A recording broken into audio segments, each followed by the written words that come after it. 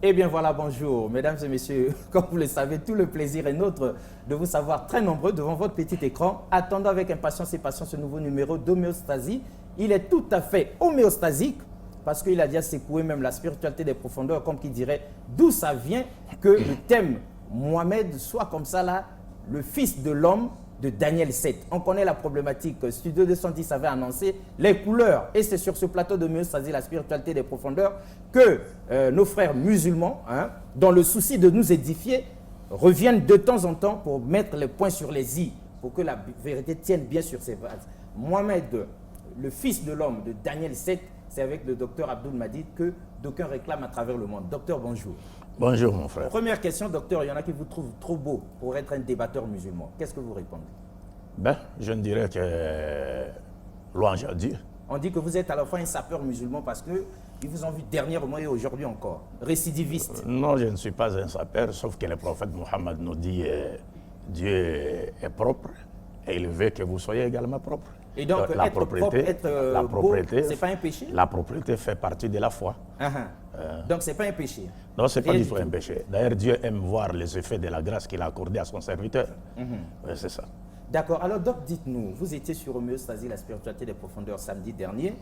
Les gens ont aimé parce que vous avez expliqué plein de choses qui nous échappaient jusque-là. Alors, vous revenez pour quelles raisons avec ce thème tout à fait homéostasique? Oui, nous revenons cette fois-ci pour aborder la question du Fils de l'homme de Daniel 7.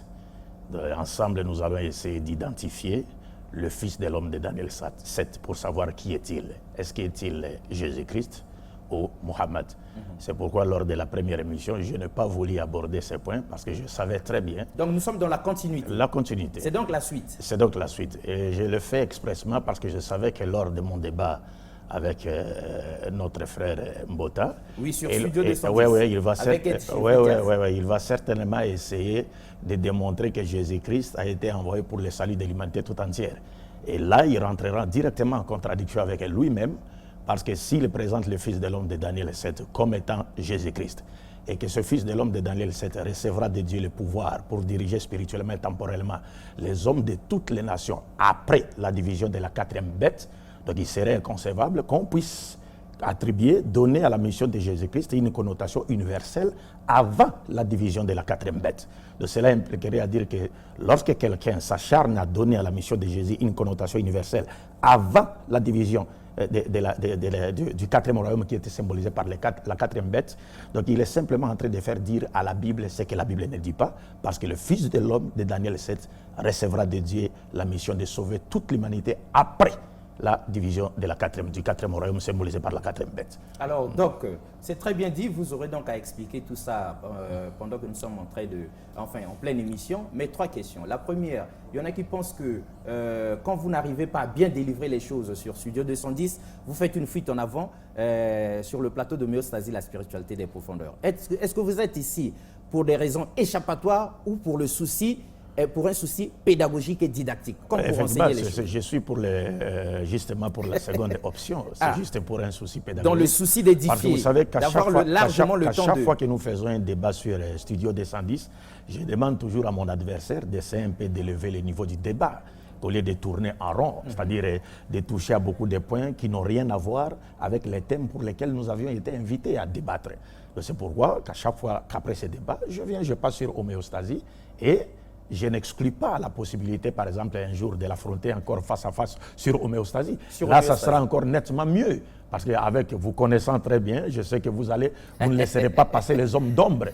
Donc, lorsque quelqu'un va citer un verset tel qu'il le faisait, parce que vous voyez, il triche non seulement avec le Coran, mais il triche aussi avec la Bible. Et vous disiez qu'il ne maîtrise ni l'un ni l'autre? Non, il ne maîtrise ni l'un ni l'autre. Parce que, je vais démontrer cela. Parce que dans l'avenir, je ferai une vidéo spéciale, n'est-ce pas, que je vais intituler M. Mbota démasqué par sa propre ignorance. Vous voyez, parce que quand il cite des versets bibliques tels que Actes chapitre 5, versets 30 à 31, disant que Pierre a présenté Jésus comme étant le sauveur de toute l'humanité, alors que dans ce passage, Pierre dit « Dieu a fait de Jésus prince et sauveur pour Israël et non pour toute l'humanité ».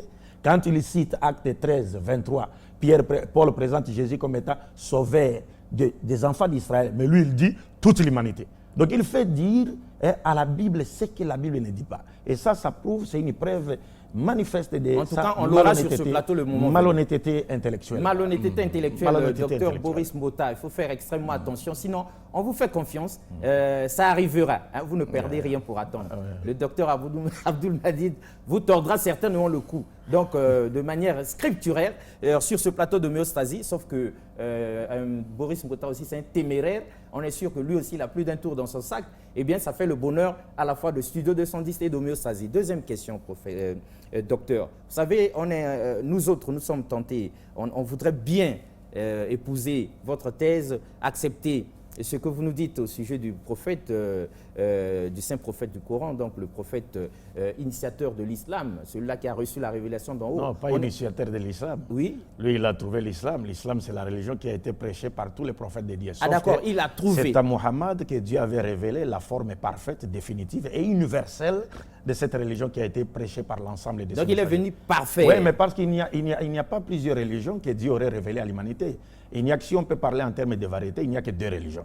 Celle de Dieu et celle de Satan. Celle de Dieu invite l'humanité à se soumettre à sa volonté et celle du diable détourne l'humanité de vouloir divin. Vous nous l'aviez toujours dit ici. Nous l'avons toujours dit ici. Oui, mais dites-nous, on vous a vu aussi dans votre dynamique de distribuer, d'évangéliser, sinon de donner le bon message du saint prophète du Coran et sinon de Dieu lui-même à qui nous devons nous soumettre. On vous a vu tenir des rencontres en plein air pour répondre donc au public comme ça. Et nous avions pensé que nous pouvions adhérer à votre thèse, sauf que le sauveur de l'humanité, si seulement c'est le prophète Mohammed, mais il devrait quand même être saint, comme Jésus. Oui, mais c'est tous les prophètes. Sans péché. Qu'est-ce que vous avez... Ah oui, donc Oui, mais c'est cet argument-là qu'on brandit chaque fois que vous êtes... Oui, mais c'est-à-dire c'est un faux argument. Un faux argument pour la simple et bonne raison. Pourquoi? D'abord, comme pour nous les musulmans, et comme tel que nous dit le Coran, d'abord, les prophètes de Dieu ne commettent jamais de péché. Jamais de péché. Ils peuvent commettre des erreurs de jugement. Cela est arrivé à tous les prophètes, y compris à Jésus dans la Bible. Ils commettent une erreur de jugement sur un point sur lequel Dieu ne lui a pas encore donné une révélation. Mais les prophètes ne peuvent pas commettre des péchés. Pourquoi? Des péchés comme tels, les péchés que nous commettons par faiblesse. Même M. Bongo, vous savez que nous les hommes finis, nous qui n'avons pas le pouvoir de sonder le cœur, nous savons bien choisir des hommes intègres sur base de certains critères intellectuels, moraux, et ainsi de suite, qui peuvent gérer nos affaires, nos entreprises, nos sociétés. À combler plus forte raison, Dieu qui sonde le cœur et qui transforme le cœur, ne saura-t-il pas choisir un homme qui, c'est-à-dire intellectuellement et moralement, ne peut pas faillir dans la transmission de sa volonté. Les prophètes ne commettent pas de péché parce qu'ils ont été choisis par Dieu, ils sont les centres où la volonté de Dieu est connue et ils sont envoyés pour inviter les autres à faire quoi? À mener une vie de sainteté basée sur la volonté de Dieu sur le plan vertical et horizontal. Donc ils y sont par élection divine. Élection le divine. Choix divin.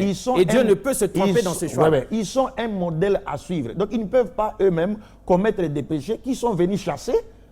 Ils ne peuvent pas transgresser la loi qui sont venus inviter les humains à faire quoi? À obéir. Est-ce que vous comprenez cela? Ça, ce sont des choses peut-être qui existeraient dans la Bible. Mais dans le Coran, Dieu dit Allahu a'lamu haythu yaj'al risalatahu. Dieu connaît où placer son message. Donc, les prophètes ne commettent pas de péché parce que la probité morale d'un prophète fait partie des preuves de sa véracité. C'est-à-dire, si l'on ne peut pas comprendre la profondeur des enseignements qu'il va nous donner, il y a d'abord le miracle, il peut faire un miracle pour vous convaincre de sa véracité, ou alors si vous ne pouvez pas comprendre cela, sa vie de piété morale qu'il a passée parmi vous, elle va vous servir de modèle et de leçon. De preuve de sa véracité. Parce que vous allez vous dire, s'il n'a pas menti, s'il n'est pas tombé dans les péchés, est-ce qu'il peut encore nous appeler à croire à une chose qui n'est pas vraie? Et ça, tous les prophètes de Dieu ont défié leurs contemporains. Jésus a dit à ses contemporains, lesquels de vous me convertiront des péchés? Si je dis la vérité, pourquoi vous ne me croyez pas? Mohammed, dans le Coran, chapitre 10, verset 16, Dieu lui dit, dis-leur, je ne parle pas en langue, je lis un verset en arabe. Non, nous pensions que c'était le Saint-Esprit. Donc j'ai passé toute ma vie devant vous.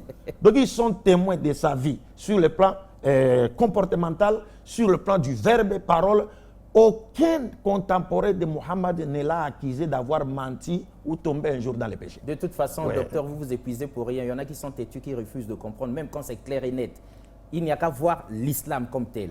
Et la suite, ce qu'il est advenu du message du prophète pour vous rendre compte que ce n'était pas une œuvre humaine. Alors dites-nous, docteur. Et là, il y a un autre point, c'est-à-dire ce que les gens ne comprennent pas. Vous savez, même quand ils disent, même mon frère, parce que ce n'est pas la première fois que j'entends des chrétiens, c'est-à-dire braquer cet argument.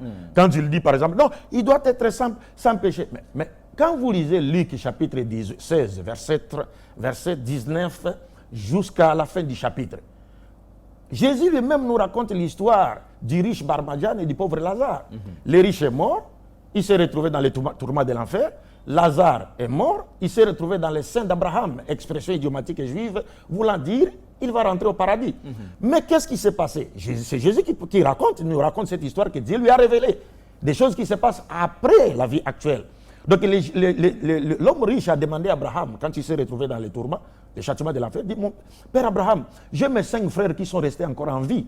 Je vous prie, Père Abraham, d'envoyer Lazare pour qu'il aille leur dire, pour qu'il soit un témoignage vivant, qu'il leur dise de bien se comporter pour qu'ils ne viennent pas se retrouver dans les châtiments de l'enfer dans lesquels moi je me trouve. Mais qu'est-ce qu'Abraham a dit? Abraham a dit, s'ils veulent venir ici, qu'ils écoutent Moïse et les prophètes. Qu'ils écoutent Moïse et les prophètes. Et moi encore, il n'a même pas dit qu'il croit à la mort de Jésus sur la croix pour avoir la vie éternelle. Il dit qu'ils écoutent Moïse et les prophètes. Oh, c'est là qui braquent. Les prophètes doivent être sans péché. Et ils disent que tous les prophètes ont commis des péchés. C'est ce qu'ils disent. Mais si Abraham dit, la seule voie pour aller là où est Abraham, c'est trouver Abraham et Lazare, c'est d'écouter Moïse et les prophètes. Parce que lorsque Dieu a donné à Moïse la loi, il a dit, j'ai mis devant toi la vie et la mort. Dieu aux enfants d'Israël. Vous êtes sûr que Abraham, répondant donc à cette question par la bouche même de Jésus, ne dit pas de croire en la mort de Jésus sur Non, la pas croix? du tout, pas du tout. Je pense que le débat de ce dimanche avec le frère Mbota tournera autour de ce sujet. Super. Le salut passe-t-il par la mort de Jésus-Christ ou non? On va voir, parce que nous disons que c'est une doctrine que le Christ n'a jamais enseignée. Super. Dernière question, troisième et dernière question avant que vous n'entriez donc dans le thème du jour. Troisième et dernière question, il y a quelqu'un qui est un savant mystique, donc docteur en religion comparée. Et celui-là, il nous a secoué sur Studio 210 justement, en nous faisant une démonstration claire et nette que les musulmans ne sont même pas des descendants d'Ismaël. Alors ça nous a renversé dans tous les sens et que Agar n'était non plus une princesse égyptienne. Une princesse égyptienne. Ouais. Donc, dites-nous, en 2 mots, est-ce que lorsque le docteur Bosco Ben Youssef vient pour dire des choses comme ça, là, ça vous inspire quoi déjà? D'abord, en 2 mots, avant que vous ne le retrouviez sur ce plateau. D'abord, moi, j'aimerais donner un conseil gratuit aux responsables de la télévision nationale et aussi de la chaîne DRTV. Un conseil gratuit. Un conseil. C'est-à-dire, vous savez, ça sont des chaînes qui sont suivies partout. La chaîne nationale, la DRTV. De ces genres de personnes telles que les Bosco, qui sont des docteurs... C'est un historien. Non, ça c'est rien. Vous savez, d'accord, on vous écoute, docteur. Est-ce qu'il peut aller donner cours à l'université Maria Wali? On vous écoute. C'est-à-dire des gens qui cherchent... C'est pourquoi nous disons à Bosco que nous ne sommes pas des producteurs. Non, mais il ne parlait pas dans le vide, il avait tout un tas de livres. Et c'était les civilisations du monde. Mais il peut avoir tout un tas de livres. Et vous pouvez avoir tout un tas de livres, mais se comporter comme un âne. C'est-à-dire un âne qui porte un fardeau sur son dos, mais qui ignore le contenu. Non, donc Bosco Ben Youssef, ce n'est pas le fait d'avoir un livre de maths. Vous savez, le problème c'est quoi? Je voulais lui dire que nous ne sommes pas des producteurs pour relancer sa petite carrière de pasteur autoproclamé. Ah, donc, il n'a aucun niveau. Qu'il ne compte pas sur vous pour... Mais il n'a aucun niveau. Ça ne grippe pas sur votre aura. Il n'a aucun niveau. Il n'a aucun niveau. Il va discuter avec lui, mais c'est se rabaisser. Ah. C'est se rabaisser. Mais il vous suit, hein, il vous suit avec attention. Proverbe chapitre 26. Donc pesez bien vos mots, docteur. Proverbe chapitre 26, verset 4. Il dit, ne réponds pas à l'essentiel de peur de lui ressembler. C'est dans la Bible. Mais c'est dans la Bible. Ah. Donc ça ne sert à rien de débattre. J'ai débattu avec lui sur l'émission Kratos. Oui. Il connaît quel a été son sort. Là, vous avez mis KO tous les hommes de Mais Dieu. il n'a aucun niveau. Déjà, il dit que Mohammed fut un chrétien. Alors que le Coran interdit même à Mohammed de suivre les juifs et les chrétiens. Est-ce que vous comprenez un peu cela? C'est juste quelqu'un qui cherche à se faire tristement célèbre, peut-être à travers Abdul Majid. Ouais. Allez, les gens vont me connaître. Dans le sillage d'Abdul, dans son aura, mais il on peut aussi émerger. Aucun niveau. D'accord, donc ça sera vérifié un jour si jamais Dieu permet à ce qu'il y ait croisement de verbes ici entre Abdul Majid et le docteur Bosco Ben Youssef, que nous respectons, nous, certes. Ouais, nous autres, les aveugles, là, comme il est born là, lui, il est roi, il est notre roi. Mais il y en a qui sont visionnaires et qui disent, Doc, Vous êtes laissez seulement. Alors, on entre dans le thème important. Les gens suivent avec attention. Oui. Mohammed, Mohammed, le grand prophète, vous dites de lui, fils de l'homme de Daniel 7. Et c'est ça qui nous a bouleversés. Oui. Vous avez la parole. Oui, c'est simple, c'est facile. La dernière fois, nous avions abordé le thème Mohammed, le sauveur de toute l'humanité. Et comme je l'ai dit, que je n'ai pas voulu aborder les prophéties de Daniel parce que je savais que l'autre allait utiliser certains versets de l'époque de Jésus pour, dans les soucis de lui conférer une mission universelle que Dieu ne lui a pas confiée. Hein? Alors, moi, je vais dire simplement ceci, que être le sauveur de l'humanité tout entière n'est pas un slogan. Ah non, du tout. Ce n'est pas un slogan. C'est quelque chose de sérieux. Nous avons même des gens qui sortent de nos pays respectifs, la République du Congo comme la RDC, qui disent telle personne est le sauveur des Noirs, telle personne est le sauveur des Noirs. Mais ils savent au moins quels sont les critères que doit réunir un sauveur, une personne, pour qu'elle soit considérée comme étant le sauveur d'un peuple ou d'un groupe de gens ou de toute l'humanité. Il y a des critères. Et vous savez que par définition, concept définitionnel, lorsque nous regardons dans les dictionnaires, un sauveur c'est qui? C'est une personne qui vient sauver quelqu'un ou un groupe de gens du malheur, de la mort, du danger. Du danger. Ça, c'est sur le plan du dictionnaire. Mais il n'y a pas de plus grande mort, il n'y a pas de plus grand malheur, il n'y a pas de plus grand danger que celui d'être dans les ténèbres spirituelles. Donc Dieu envoie ses prophètes en tant que des sauveurs, n'est-ce pas, pour nous faire sortir des ténèbres spirituelles vers la lumière parfaite. Et les ténèbres spirituelles veut dire quoi? Donc, vous regardez, quand, à la lumière de cette orientation définitionnelle du dictionnaire, si tel est le sauveur, donc, dans les Écritures saintes, le sauveur de l'humanité tout entière, c'est quelqu'un qui vient sortir l'humanité des ténèbres sataniques, de l'idolâtrie, du polythéisme, de l'athéisme et de la dépravation totale des mœurs vers la lumière de la connaissance du monothéisme pur, dépourvu de toute idée idolâtre et polythéiste, et aussi des vraies valeurs morales et spirituelles de l'humanité que Dieu attend de nous sur le plan vertical et horizontal. Exact. Voilà les sauveurs de l'humanité tout entière. Ce n'est pas un slogan. C'est pas un slogan. Et il y a des critères. Parmi les critères d'un sauveur, pour que quelqu'un soit considéré comme étant le sauveur de l'humanité tout entière, ce n'est pas comme disent les chrétiens. Mais Jésus, il épouse tous ces critères-là. Non, il n'épouse pas tous ces critères. Mais c'est ce qu'on nous dit à l'Église. Il a épousé ces critères à un niveau limité. Rien que pour Israël. Mais pour Israël. Donc si on se limite à Israël, ça marche. Dès qu'on sort d'Israël. Non seulement il a épousé ces critères, mais il n'est pas aussi parvenu à faire sortir les enfants d'Israël des ténèbres spirituelles vers la lumière parfaite. Ah! Parce qu'il est parti, il a laissé les enfants d'Israël continuer à vivre dans la dépravation totale des mœurs. Et à ce jour, ils sont en train de mais ils sont là. Même ceux qui nous disent que Jésus est venu nous sauver des péchés. Mais depuis que Jésus est mort. Mais les péchés se sont multipliés 1 milliard de fois. Donc Jésus peut revenir mourir 1 milliard de fois. Il ne va rien changer. La situation des chrétiens actuels est bien pire qu'à l'époque de Jésus. Remarquez une seule fois, on nous dit que Jésus est venu nous sauver du péché d'Adam et Ève. Mais quel a été le châtiment dont Dieu a frappé, par exemple, la femme, selon la Bible? Que la femme enfantera avec douleur. Mais bien sûr. Mais depuis que Jésus est mort, est-ce que les femmes chrétiennes ont-elles cessé d'enfanter avec douleur? Les femmes chrétiennes? Pourquoi les femmes chrétiennes? Mais elles croient en Jésus. Mais est-ce qu'elles ont-elles cessé? C'est comme si Dieu était devenu comme un Américain qui mettait l'embargo, même si on a payé la dette. Donc les femmes continuent à enfanter avec douleur. Pourtant, elles ont malgré la mort de Jésus. Malgré la mort de Jésus. Mais donc, malgré toute la foi des femmes chrétiennes. Si on nous avait demandé à nous, musulmans, de choisir entre celui qui devait mourir, entre Satan et Jésus, nous on aurait choisi, on aurait dit à Dieu de tuer Satan. Si on avait demandé aux musulmans. Eh oui.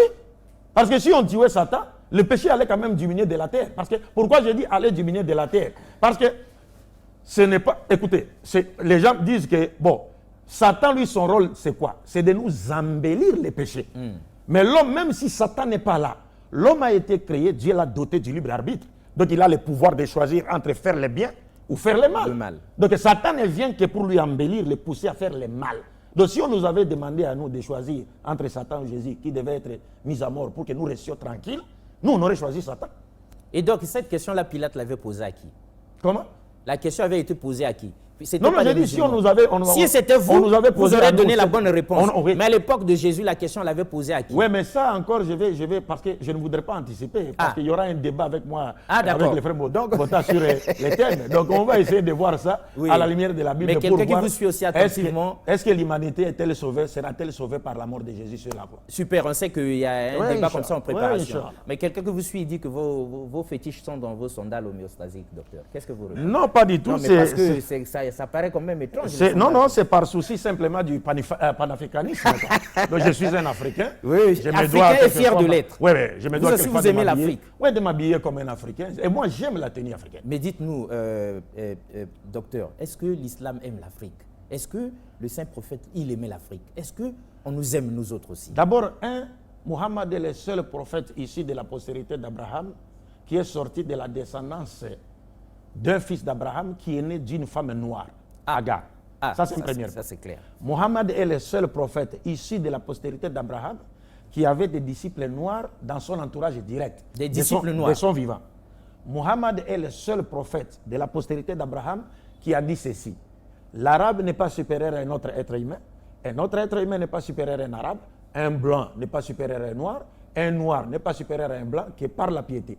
Le meilleur d'entre vous est celui qui craint Dieu le plus. Le seul prophète qui a donné cet enseignement. De parmi tous les prophètes ici de la postérité d'Abraham. Revenons un peu aux critères du sauveur. On vous écoute. J'étais en train de parler des critères du sauveur. J'ai dit parmi les critères, après avoir défini d'abord les concepts définitionnels du terme sauveur de l'humanité tout entière, j'ai dit pour que quelqu'un soit un sauveur, considéré comme étant le sauveur de l'humanité tout entière, Dieu doit déclarer l'avoir envoyé à l'humanité tout entière. Évidemment. Son ordre de mission. Ordre de mission.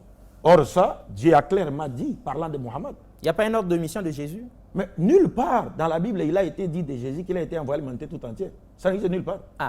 Mais dans le Coran, 34-28, Dieu dit clairement, il a envoyé Mohammed en tant qu'annonciateur et avertisseur pour toute l'humanité. Mais la plupart des gens ne le savent pas, dont les frères Mbota. Exactement. Mais comme il ne connaît pas la terminologie islamique, des fois quand on lui parle d'annonciateur et avertisseur, je ne sais pas, il comprend. On lui dit annonciateur de la bonne nouvelle du paradis pour ceux qui croiront. Et ça fait 50 000 fois que vous expliquez ça. Oui, mais c'est parce que nul n'est sourd que celui qui ne veut pas entendre. Il ne veut pas entendre. Or que Jésus est venu sur la terre. On dirait Azo Salanako. Or Jésus est venu sur la terre, il dit, j'ai été envoyé pour annoncer la bonne nouvelle du royaume de Dieu, c'est-à-dire le paradis. Et avertisseur contre quoi? Ça c'est Luc chapitre 4, verset 43. Avertisseur contre quoi? Contre les châtiments de l'enfer. Tous les prophètes ont été envoyés pour avertir les gens contre les châtiments de l'enfer. Parce que nous ne sommes là que de façon éphémère sur la terre. Nous sommes là de façon passagère. Après, ici, nous devons partir, retourner d'où nous sommes venus. Et au dernier jour, nous rendrons compte de ce que nous avons fait sur la terre devant le jugement, le tribunal de Dieu. Et c'est là, ce n'est pas Jésus qui jugera comme il a pensé, lui. Comme il pense, comme il enseigne. Parce que Jésus lui-même comme on nous dit à l'église. Jésus lui-même comparaîtra devant le tribunal de Dieu selon la Sourate 5. Comment ça Jésus comparaîtra? Oui, mais je peux, si vous voulez, je peux vous lire les passages. Dans le Coran, dans la Bible? Oui, dans le Coran. Je peux vous lire les passages. Coran, chapitre... On vous fait confiance, donc. On peut évoluer. Oui, vous nous faites confiance. On vous fait confiance. Si oui. vous dites que c'est écrit, donc c'est écrit. Oui, donc alors, Jésus comparaîtra devant le tribunal de Dieu pour rendre compte de ce qu'il a fait comme transmission de son message. Mais si lui comparaîtra, comment il va nous sécuriser, nous autres les chrétiens qui le suivons? Mais les chrétiens disent même que c'est Jésus qui va plaider pour eux au dernier jour. C'est ce qu'on nous dit. Comment voulez-vous que celui qui va plaider pour vous au dernier jour soit lui-même encore le juge des gens au dernier jour? Donc le juge est parti. Donc on vous écoute. Donc je disais, le premier point, c'est que Dieu doit déclarer l'avoir envoyé à toute l'humanité. Ça a été dit pour le cas de Mohammed et non le cas de Jésus. Deuxième point, c'est que lui-même, celui qui est considéré comme étant le sauveur de l'humanité tout entière, doit déclarer avoir été envoyé par Dieu à toute l'humanité. Ça, Mohammed l'a dit. Il dit, contrairement aux messagers de Dieu qui m'ont précédé, j'ai été envoyé à la totalité des êtres humains et j'ai clos la prophétie. Après moi, il n'y a pas de prophète. Comme aujourd'hui, les Ahmadis qui diraient Mirza Ghulam est un prophète venu après Mohammed. Non, il n'est pas un prophète venu après Mohammed. Là, vous provoquez M. Saïd. Non, il est extrêmement outillé. Non, il n'est pas il est extrêmement outillé pour vous. Pas pour nous. Pour nous autres, les aveugles. Pas pour vous. Pas pour nous. C'est pourquoi il doit échapper tout le temps, n'est-ce pas, le débat par exemple sur les thèmes relatifs à Mirza Ghulam comme étant le Mahdi ou le Messie qui devait venir. Parce que normalement, il faudrait qu'un jour il va s'accrocher seulement sur... Nous discutons de la mort de Jésus. Même Bahá'u'lláh dit qu'il est le Mahdi et Messie. Ben oui. Et la mort de Jésus a été enseignée par Saïd Khan avant Mirza Ghulam. Mirza Ghulam lui-même ne croyait pas en cela. Mais après avoir écouté les preuves de Saïd Khan, il a cru en cela. Ça n'a pas commencé avec lui. Ah. Donc ça n'a pas commencé avec lui. Donc s'il doit y avoir débat entre les sunnites et l'Ahmadiyya, ce serait sur la mahdinité de Mirza Ghulam. Est-il l'imam Mahdi? Est-il le Messie? Ça c'est notre point. Non, vous rappelle que M. Saïd est en train de vous suivre. Eh oui, mais nous le disons expressement pour qu'il nous suive. Et vous vous rappelez quel a été son sort lorsque j'ai présenté Mohammed comme étant le sauveur de l'humanité. Il a nié, mais je lui ai fait voir à travers les propos de Mirza Ghulam et de leur propre Khulafa et de leur propre livre que Mohammed est le sauveur de toute l'humanité. Puis par après, il est venu se reconnaître que non, il n'a pas dit cela. Et j'ai donné des preuves. Vous connaissez, vous vous rappellerez du débat. Alors, le troisième critère, c'est que le sauveur de l'humanité devra avoir dans son entourage direct, dès son vivant, pendant son ministère, des disciples appartenant à d'autres nations que la sienne, dans son entourage. Évidemment, pour symboliser cette universalité. Ça, c'était le cas avec Mohammed. Mais Jésus n'a jamais été. À l'époque de Jésus, il y a eu quand même des étrangers aussi. Mais Jésus voyait même les Pilates et les autres, il ne les avait jamais invités à croire en lui. Mais Mohammed, non seulement il a invité ceux qui étaient à côté de lui, des non-arabes, à croire en lui, mais il a aussi envoyé des correspondances à l'empereur romain, à l'empereur perse, ainsi de suite, au roi égyptien de l'époque, les invitant à croire en lui comme étant le messager de Dieu envoyé à l'humanité tout entière. Et il y a un autre critère, c'est qu'il doit aussi ordonner à ses disciples d'aller prêcher aux hommes de toute nation, non arabes. Et là, je sais que les pasteurs, quand ils m'entendent dire ça, ils pensent directement à Matthieu 28, 19. Peut-être le frère Mbota saisira la balle au bon pour me citer ces versets demain et je profiterai pour offrir les poissons dans sa propre graisse. Ah, oui. Ne lui faites pas trop peur, docteur. Est-ce que vous comprenez? Alors, il y a un autre critère qui suit. Le sauveur de l'humanité tout entière, comme nous venons tantôt de le dire, doit placer tous les êtres humains sur le même pied d'égalité en basant les critères de noblesse sur la piété. Il ne doit pas dire tel peuple est supérieur aux autres. Non. Tous mais Jésus a mis tout le monde sur le même pied d'égalité pour peu qu'on croit en lui. Non, Jésus n'a jamais mis tout le monde sur le même pied d'égalité. Rappelez-vous que lorsque la femme cananéenne est allée le voir pour le supplier de guérir sa fille, Jésus a dit quoi? Il n'est pas bon de prendre le pain des enfants et de le donner aux petits chiens. Qu'est-ce qui est pain? C'est l'évangile, le miracle qui accompagne l'évangile. Qui sont les petits enfants? Ce sont les Israélites. Qui sont les petits chiens? Ce sont les gens des païens. Les gens des autres races qui ne sont pas israélites. Mais nous ne disons pas que Jésus, en utilisant cette épithète, en appliquant cette épithète sur la femme, était en train d'insulter la femme. Non. Il avait simplement raison parce qu'il a été envoyé comme brebis perdu de la maison d'Israël. Et par après, donc il se limitait à la mission qui lui avait été envoyée. Par après, il est intervenu pour sauver la femme la fille de la Samaritaine. Mais ça ne veut, à cause de quoi? À cause de la foi de la Samaritaine. Comme Élie a sauvé d'autres personnes avant, à cause de la foi. Comme Jésus-Christ lui-même a dit, à force de frapper, même si vous avez acheté des pains pour vos enfants, mais quelqu'un vient vous tourmenter la nuit, donne-moi du pain. Vous serez bien obligé. Vous serez bien obligé de lui donner, même si vous n'avez pas acheté ces pains pour ses enfants, mais plutôt pour vos enfants. Donc un peu cela. Et enfin, il y a un autre deux critères qui restent. C'est-à-dire, étant donné que la première question en matière de foi, c'est la connaissance d'un Dieu unique, le sauveur de l'humanité devra offrir à l'humanité une conception de Dieu dépourvue de toute idée idolâtre et polythéiste pour que l'humanité ne tombe pas dans les ténèbres. Et comme vous l'avez suivi avec la dernière vidéo, le savant juif Rav Shai, qui dit clairement que sur cette terre, il n'y a que deux peuples qui adorent le véritable Dieu. Les juifs et les musulmans. Il n'y a pas un troisième. Même si les chrétiens peuvent aujourd'hui militairement assister les juifs économiquement, logistiquement, contre le monde musulman, mais pour les juifs, il n'y a que les musulmans et les juifs qui adorent le véritable Dieu. Et ce n'est pas comme le frère Mbota disait, Allah n'est pas le Dieu. Mais il oublie que les Arabes ont connu Jésus avant lui, et que les Arabes appellent Dieu Allah, et que toutes les Bibles écrites en arabe, les termes utilisés pour parler de Dieu, c'est Allah. C'est simplement ignorance. Alors, les derniers critères pour que quelqu'un soit considéré comme étant le sauveur de l'humanité, c'est quoi? Nous disons, étant donné qu'aucune société ne peut se discipliner et se transformer si elle ne s'octroyait pas une loi positive devant lui permettre, n'est-ce pas, de définir les droits et les devoirs de chacun à tous les niveaux, le sauveur de l'humanité devra naturellement offrir, doter l'humanité d'un ensemble de règles sociales ou textes codifiés que tout le monde doit respecter et qui définissent clairement les droits et les devoirs de chacun. D'abord, les droits et les devoirs de chaque citoyen vis-à-vis de l'entité morale, qui est donc l'État, et vice-versa. Les droits et les devoirs de chaque citoyen vis-à-vis de son semblable, les droits et les devoirs des membres d'une société vis-à-vis même de la nature qui l'entoure. Parce que la nature a également des droits sur nous. Donc nous avons des droits et des devoirs. Nous avons des droits sur la nature et aussi des devoirs envers quoi? Envers la nature. Envers la nature. Donc si elle ne vous donne pas ça, comment est-ce que vous allez transformer votre société? C'est pourquoi nous disons, quand vous dites tel est le sauveur de l'humanité, mais être le sauveur, ce n'est pas un slogan. Qu'est-ce qu'il a donné comme enseignement? Ça ne se décrète pas seulement comme ça. Est-ce que vous comprenez cela? Aujourd'hui, on peut par exemple donner un exemple sur le plan familial.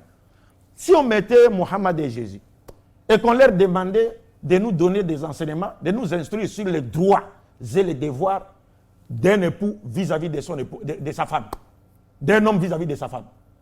Mohammed a donné, Jésus n'a pas donné. C'est-à-dire les droits et les devoirs de l'homme vis-à-vis de sa femme et vice-versa. Mohammed a enseigné, Jésus n'a pas enseigné.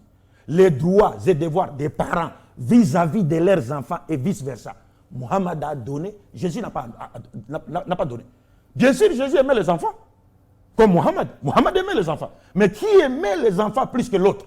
C'est celui qui a défini, qui a enseigné les droits et les devoirs des enfants. Il a laissé derrière lui un canevas. Regardez, même Mohammed nous dit, par rapport aux enfants, même, il dit, le premier droit des enfants, c'est que vous devez savoir leur choisir une bonne mère. Ah. Une bonne mère. Avant même que les enfants ne naissent, avant même qu'ils ne leur droit bien le plus absolu, faites bien le choix de la mère qui prendra soin d'éduquer ses enfants, parce que c'est votre postérité. Qu'est-ce que Jésus a dit par rapport à ces droits? Nous pouvons établir une liste, comme je suis en projet à cela, une liste même de 1000 droits. Vous verrez que Mohammed s'est prononcé sur ces droits, Jésus n'a rien dit. Donc, être le sauveur n'est pas un slogan. C'est un oubli de la part de Jésus ou bien une négligence? Non, ce n'est pas un oubli de la part de Jésus. Parce que Jésus est venu pour suivre la loi de la Torah. Ah. Et la Torah a tout codifié, mais au niveau national. Parce qu'il y a des lois qui ne concernent que les Juifs. Les Juifs, et qui sont un peu injustes par rapport aux autres peuples. Parce que ces lois n'ont été destinées qu'aux Juifs. Et qu'on ne peut pas appliquer cette loi-là sur toute la surface de la terre. Mais Mohammed est venu avec une loi universelle. La loi laissée par Mohammed, oui, elle plairait à tout le monde. Elle ne discriminerait pas. Qui ne privilégie aucun peuple. Parce que Mohammed était arabe, la loi doit privilégier les Arabes. Non. C'est pourquoi Mohammed a dit l'arabe n'est pas supérieur à notre être humain. Et notre être humain n'est pas supérieur à un arabe qui est par la piété. Celui qui dépasse, qui a plus de la valeur aux yeux de Dieu, c'est celui qui craint Dieu le plus. Ce n'est pas le fait d'être un arabe, ou le fait d'être un blanc, ou le fait d'être un noir, ainsi de suite. Est-ce que vous comprenez? C'est cela le problème, c'est que les gens ne comprennent pas. Et c'est pourquoi, quand on parlait du miracle, les gens cherchent. Ah, Mohammed n'a pas fait de miracle. En tout cas, il n'a fait aucun miracle. On nous a dit ça Mohammed sur Studio 210. C'est que les gens n'inventez pas un miracle. Non, vous savez, monsieur Bongo, c'est que les gens ne comprennent pas. Mohammed n'a pas mis un accent sur le miracle primaire. Ah. Mohammed a fait des miracles. Lorsqu'on parle de Jésus qui annonce Mohammed dans la sourate 6, verset 61 du Saint-Coran, il annonce l'avènement de Mohammed. Et le Coran nous dit, 61 verset 6, le Coran nous dit, lorsqu'arriva Mohammed et qu'il fit un miracle, les Arabes disent, ça c'est de la magie. Pourquoi? Parce que même Jésus a été qualifié de quelqu'un qui faisait des miracles par la puissance de Belzéboul. Tous les prophètes, c'est comme ça. Le Coran nous dit ça. Qu'est-ce que Mohammed a dit? Il y avait la lune. Il a demandé à Dieu, et Dieu a fait apparaître la lune devant les Arabes. Dans les cieux, la lune qui s'est fendue en deux parties. Les Arabes ont dit, c'est un magicien. C'est un magicien. Ça a rien à faire. Le prophète Mohammed a fait jaillir de l'eau entre ses doigts. Il a abrévé la soif de plus de 1000 personnes combattant de l'eau qui sortait de ses doigts. Le prophète Mohammed a nourri miraculeusement, comme Jésus l'a fait, plus de 1000 combattants. Dans une bataille contre les mouchirikoun qui cherchaient à exterminer les musulmans, l'un de ses disciples, Qatada, son nez est sorti, s'éjecta de son orbite, tomba sur sa joue. Le prophète a pris cette haie, l'a remise à sa place. Et les disciples ont continué à voir. Tout ça, ce sont des miracles. Ce sont des grands miracles. Mais le prophète a dit, Dieu m'a donné un plus grand miracle qu'il n'a donné à aucun prophète avant moi. Et ce miracle, c'est quoi? Il a dit, c'est le Coran. Rappelez-vous que Jésus a dit à ses disciples, vous ferez de plus grands miracles que les miens. Quels sont les plus grands miracles que les disciples ont accomplis, que Jésus n'a pas accomplis? Jésus a fait des miracles physiques, mais il n'avait que 12 apôtres et 70 disciples. Mais quand les disciples, après avoir reçu de Jésus la parole de Dieu, ils ont prêché, le grand miracle s'est opéré. Il y a eu des milliers de personnes qui ont crié en Jésus à travers la prédication des apôtres, chose qui n'était pas arrivée à l'époque de Jésus. Donc Mohammed est venu, il dit, Dieu m'a donné un miracle, c'est le Coran. Et il dit, j'espère avoir le grand nombre d'adeptes plus que tous les prophètes qui m'ont précédé.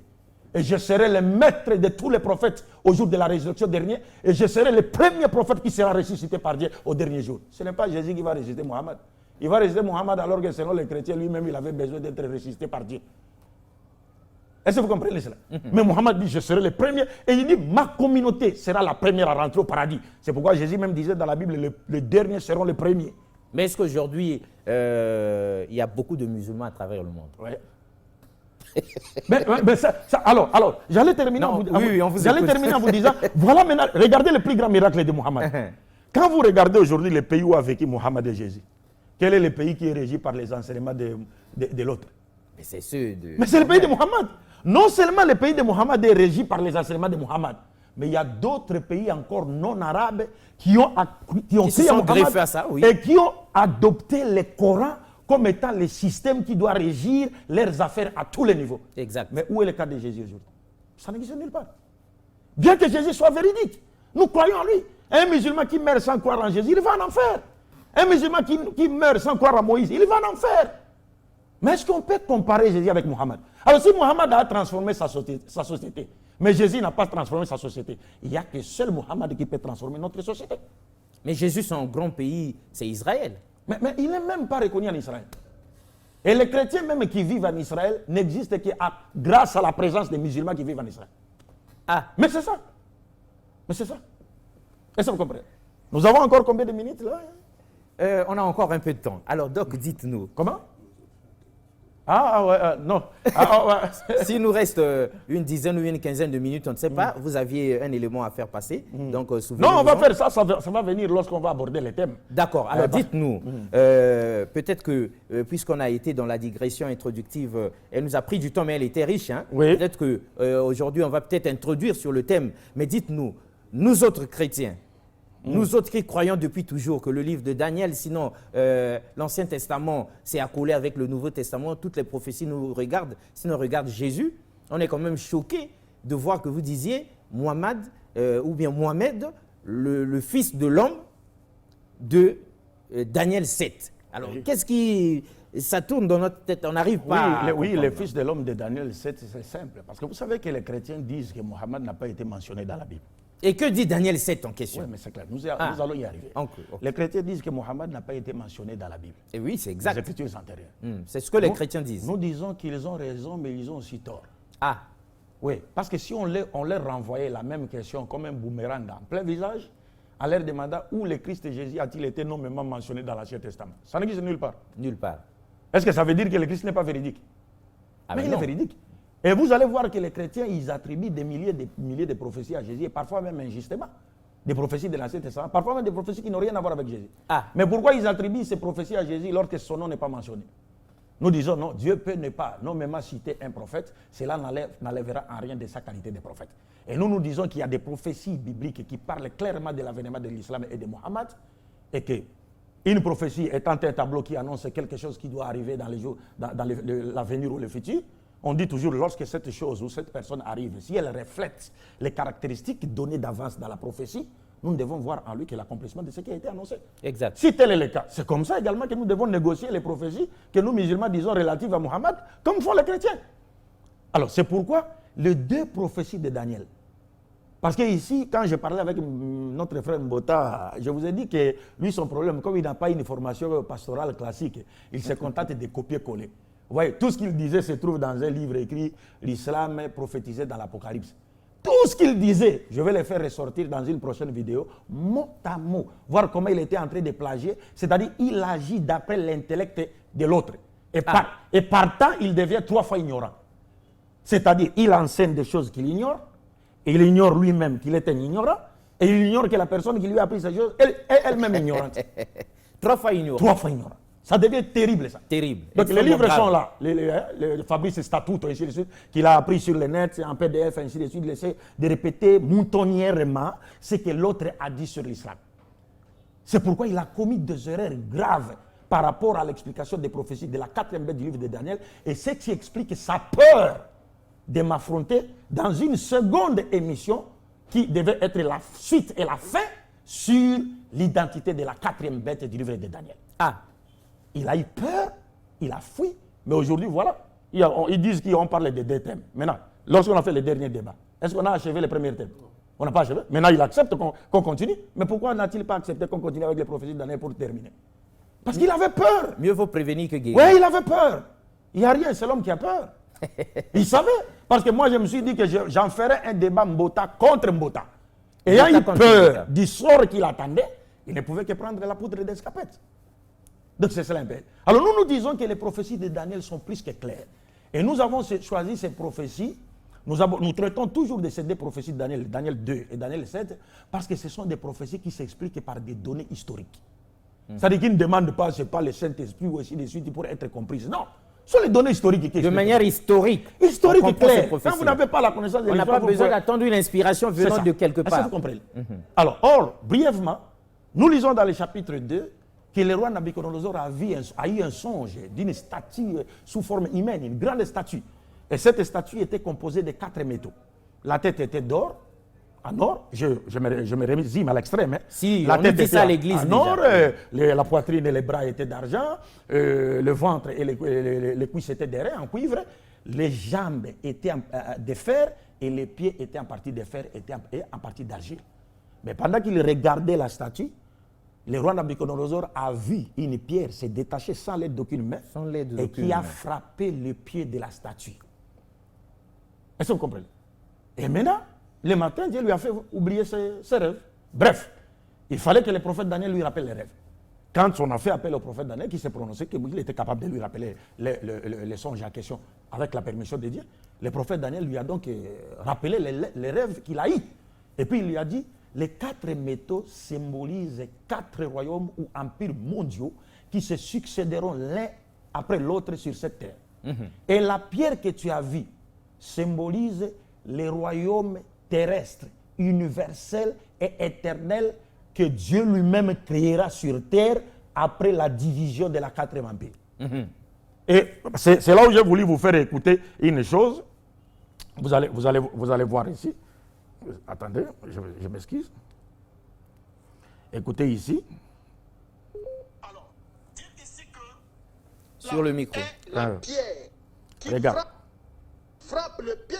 Alors, dire ici que l'islam est la pierre qui frappe le pied de la statue de Nebuchadnezzar et qui se tend alors dans le royaume entier, c'est un mensonge. Parce que cette pierre représente Christ dans sa seconde venue. Et vous le savez très bien, avec moi, le Coran aussi est d'accord que les musulmans attendent le retour de Jésus-Christ. Est-ce que vous comprenez? C'est Mbota qui parle. C'est Mbota qui parle. Et il a raison. Non, mais il a tort. Ah, d'accord. C'est terrible. C'est faire dire à la Bible ce que la Bible n'a pas dit. Parce qu'il confond l'avènement du Fils de l'homme de Daniel 7 avec l'avènement de Jésus dans les derniers temps. Et nous l'avons toujours dit. Aucun musulman digne de ce nom n'a nié le second avènement de qui? De Jésus. Encore faudra-t-il se poser la question, pourquoi Jésus-Christ doit-il revenir? C'est pourquoi qu'à chaque fois Mbota lit les hadiths du prophète, Jésus va revenir. Il omet de citer une partie de cet hadith qui dit il va venir détruire la croix. Or, la croix est le symbole séculière de l'Église, l'expression séculière du christianisme. Et lui-même a reconnu que Jésus n'a jamais fondé le christianisme. Et que les Romains ont introduit beaucoup de choses dans le christianisme. Mais pourquoi Jésus va-t-il revenir? Parce que toutes les puissances du monde aujourd'hui, qui sèment les désordres, qui créent les guerres par-ci par-là, qui nous agressent, pillent nos richesses, ce sont des puissances qui se réclament du christianisme ou en d'autres termes de Jésus-Christ. Et ce sont des puissances qui détournent l'humanité de la loi de Dieu avec les religions, le christianisme, comme Satan l'a fait dans le jardin d'Éden. Satan a détourné l'humanité de la loi de Dieu. Ces puissances nous ont apporté le christianisme. Au lieu de nous faire retourner à la loi de Dieu, ils nous détournent de la loi de Dieu comme Satan l'a fait. Mais Jésus va revenir pour démontrer à ces gens-là que ce n'est pas lui le fondateur de cette religion. Et il ne se reconnaît en rien dans ces, gens, dans ces puissances. En tout cas, il n'est pas dans ça. Mais c'est pourquoi même dans Matthieu chapitre 7, verset 21 à 22, Jésus-Christ dit, plusieurs me diront au dernier jour, Seigneur, n'avons-nous pas fait des miracles à ton nom? N'avons-nous pas guéri les gens à ton nom? N'avons-nous pas prophétisé en ton nom? Et Jésus leur dira ouvertement, sortez, je ne vous ai jamais connu, vous qui commettez l'iniquité. Qui prétend faire des miracles au nom de Jésus? Les musulmans ou les chrétiens? Les chrétiens. Qui prétendent guérir au nom de Jésus? Les musulmans ou les chrétiens? Les chrétiens. Qui seront chassés par Jésus au dernier jour? Les musulmans ou les chrétiens? Mais évidemment, les chrétiens. Est-ce que vous comprenez? Jésus va revenir et comme je l'ai dit la fois passée, Jésus il vient seulement pour confirmer la véracité de Mohammed. Parce que Mohammed dit, il va venir, il sera avec les musulmans, il va juger selon la loi de l'islam, il mourra, il va prier derrière les musulmans. L'imam Mahdi, il sera enterré par les musulmans. C'est comme Bill Clinton qui est venu soutenir Obama quand Obama était encore président. Mais Bill Clinton ne vient pas comme un nouveau président. Il vient comme un ancien président qui avait de l'influence sur ceux qui avaient confiance en lui. Il vient soutenir Obama pour montrer que c'est lui qui mérite d'être le prochain président des États-Unis. Et Obama avait gagné. Et ça a marché. C'est comme ça. C'est ce que les gens ne comprennent pas. Alors, donc vous voyez ici, Mbota dit, le Christ, la pierre symbolise quoi? Ça symbolise le Christ. Le Christ. Or, Daniel, quand il explique les prophéties, il dit à Nabuchodonosor, la pierre que tu as vu frapper le pied de la statue, c'est ce qu'indique le royaume de Dieu, que Dieu créera sur la terre. Donc, le royaume de Dieu, qui sera créé sur la terre, universel et éternel, sur la terre, après la division de l'Empire romain, quatrième, donc j'ai fait déjà une avance, c'est cette pierre qui symbolise le royaume. Ça ne symbolise même pas le Christ. Alors, si la pierre déjà ne symbolise pas Jésus, selon l'interprétation de Daniel, pourquoi voulez-vous que le fils de l'homme de Daniel 7 soit Jésus? Est-ce que vous comprenez? Et déjà, Daniel dit au roi Nabuchodonosor, le songe est véridique et son explication est certaine. Et puis il dit, le grand Dieu a fait connaître au roi ce qui doit arriver. Donc l'explication donnée par Daniel, c'est une explication qui lui a été donnée par le grand qui? Le grand Dieu. Qui dit que la pierre symbolise quoi? Le royaume de Dieu. Maintenant, l'explication de Mbota qui dit que la pierre symbolise le Christ, lui a été donnée par qui? C'est par le grand Satan. Ah, c'est par le grand Satan. Comme d'habitude, pour pervertir, pour... Mais c'est ça. Mais comme c'est un pasteur autoproclamé, mais il ne peut être contrôlé que par le diable. Parce qu'il fait dire à la Bible ce que la Bible ne dit pas. Alors, vous comprenez? Oui, donc, on est à l'atterrissage. Il nous reste une minute. Une minute seulement? Une petite minute. Voilà, donc ça, c'est une conclusion. Non, mais je vous ai demandé en disant, est-ce qu'il nous reste combien de minutes? Parce qu'il fallait encore qu'on aborde la seconde prophétie de Daniel 7 pour qu'on puisse résumer les deux prophéties. Et de manière pédagogique. Oui, mais ça va attendre la prochaine fois parce qu'on a bien compris la leçon d'aujourd'hui. Parce que les deux prophéties sont des prophécies jumelles. Mais oui, mais vous nous aviez dit secoué. Vous avez brisé notre foi. Ménagez-nous d'abord. La deuxième partie, on verra. Ok, il n'y a pas de problème. Donc, en guise de conclusion. Oui, mais je vais vous faire écouter quelque chose. Voilà. Je vais vous faire écouter. Prenez-moi les livres jaunes, la culture générale. Regarde. Écoutez Mbota. C'est vous qui avez détruit l'Empire ottoman ou encore l'Empire byzantin. C'est faux. Parce que la pierre n'a pas frappé les deux pieds de la statue. Et la pierre de Daniel, que Daniel a vue, ne frappe pas les pieds de pierre. Ne frappe pas plutôt les jambes de fer, comme nous montre la prophétie, mais frappe les jambes qui sont mélangées en même temps du fer. Et quand vous dites que c'est vous qui avez détruit l'Empire ottoman ou encore l'Empire byzantin, c'est faux. Est-ce que vous comprenez ça? Mon frère dit, quand vous dites que c'est l'islam qui a détruit l'Empire byzantin, l'Empire romain, c'est faux. C'est faux. Car il dit d'ailleurs, la pierre ne frappe pas les pieds, comme moi j'ai dit, mais la pierre frappe plutôt les jambes qui sont mélangées en même temps de fer et d'argile. Mais lisez la prophétie. Les jambes ne sont nullement mélangées de fer et d'argile. Mais la prophétie de Daniel vous dit que les jambes étaient de fer. Ce sont les pieds qui étaient à partir de fer et à partir d'argile. Donc il ne maîtrise même pas les textes. Et Mbota, ça mène sur les jambes. C'est-à-dire il ne maîtrise même pas la lettre. Il veut discuter avec moi sur l'esprit de la lettre. Oui, mais donc... Alors, je termine à dire, regarde maintenant, il dit c'est faux. Ce n'est pas vous qui avez détruit l'Empire romain. C'est pourquoi je lui ai dit que ce livre, je les lui ai acheté aux éditions... La culture générale pour les nuls. La culture générale pour les nuls. Les nuls comme les docteurs Bosco Youssef. Oui, comme les Mbota. Mais tous dans le même panier. Tous dans le même panier. Je lui ai envoyé la vidéo. La culture générale pour les nuls. Parce que rapidement, on a dit... Écoute, vous pouvez lire, monsieur. Oui. Vous pouvez lire. Lisez ici. Lisez vous-même ici. La dernière paragraphe. 166. La dernière paragraphe. Oui, le sultan Mehmet. Oui. Le sultan Mehmet II, 1430-1481, prend Constantinople. C'est la fin... La dernière seulement, pour ne pas perdre le temps. Vous lisez la dernière seulement. Oui, c'est la fin de l'Empire byzantin. C'est la fin, continue. La ville, rebaptisée Istanbul, Oui. Istanbul devient la capitale de l'Empire ottoman. Est-ce que vous comprenez ça?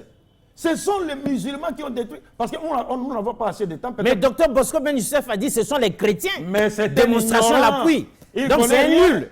Donc c'est un nul, le docteur. Mais c'est un ignorant. Il ne connaît rien. Et je vous aurais montré, parce qu'on n'a pas assez de temps. On n'a pas assez de temps, mais ce n'est que partie remise. Prochainement, on va y revenir. Oui. Et je vous donnerai les prophéties de Mohammed qui dit aux musulmans, vous allez détruire l'Empire byzantin, l'Empire romain. C'est Mohammed lui-même qui annonce. Et ça s'était réalisé comme on vient de dire. Et ça s'est réalisé. Aujourd'hui, l'Empire byzantin, c'est quoi? L'Empire romain byzantin, c'est quoi? Mais c'est la Turquie aujourd'hui. Exact. C'est islamique, 99%. Exact. Et même Frère Mbota a dit non, l'islam est arrivé. Mais ces royaumes-là, et continue à exister. Mais Mbota ne sait pas que les premiers royaumes, c'était l'Empire babylonien. Donc toutes mes félicitations.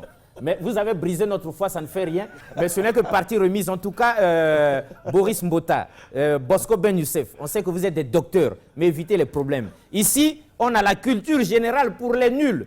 Les nuls comme vous et nous là.